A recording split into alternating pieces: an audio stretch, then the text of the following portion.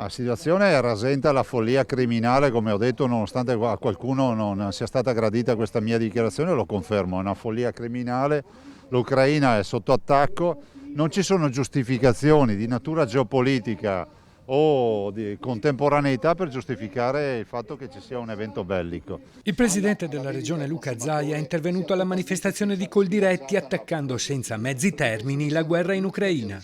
Il mondo deve insorgere davanti a questo, le piazze, dobbiamo far sentire la nostra presenza perché è inaccettabile quello che sta accadendo. Un piano Marshall per salvare l'economia è la richiesta del governatore, unica soluzione per salvare agricoltori e pescatori ridotti già alle strette dopo 2 anni di pandemia con produzioni sotto costo e perdite ingenti dei loro bilanci.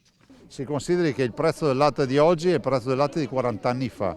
Non possiamo rinunciare alla nostra agricoltura che è strategica, vale 6 miliardi di euro in Veneto, è un settore strategico anche perché è un settore strettamente collegato alla promozione del territorio. Altra industria importante, 18 miliardi di euro il turismo. Il governo deve subito attivare un piano Marshall generale per l'agricoltura, ristrutturando i debiti degli agricoltori e intervenendo tempestivamente su quello che è poi tutto il sistema della formazione dei prezzi, tutelando gli agricoltori con degli accordi di filiera. Non possiamo pensare che nella filiera, dalla produzione alla distribuzione, l'agricoltore sia quasi ritenuto un impiccio, un disturbo rispetto a tutta la filiera. L'aumento esorbitante dei costi del gas, dell'energia, del carburante e delle materie prime, con lo spettro delle sanzioni in conseguenza della guerra, potrebbero essere l'innesco per l'ennesima impennata dei prezzi.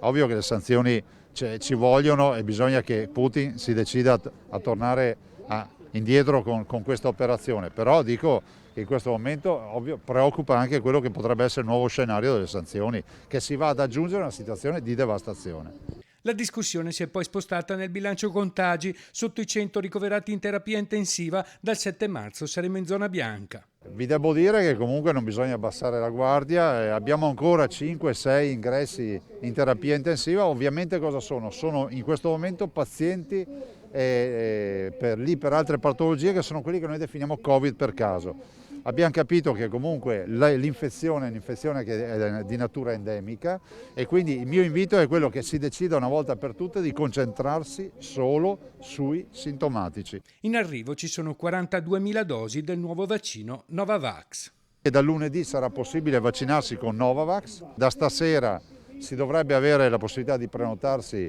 sul portale della regione e quindi anche per coloro che avevano delle riserve rispetto ai vaccini con l'RNA messaggero potranno da lunedì presso i centri vaccinali avere la vaccinazione con Novavax.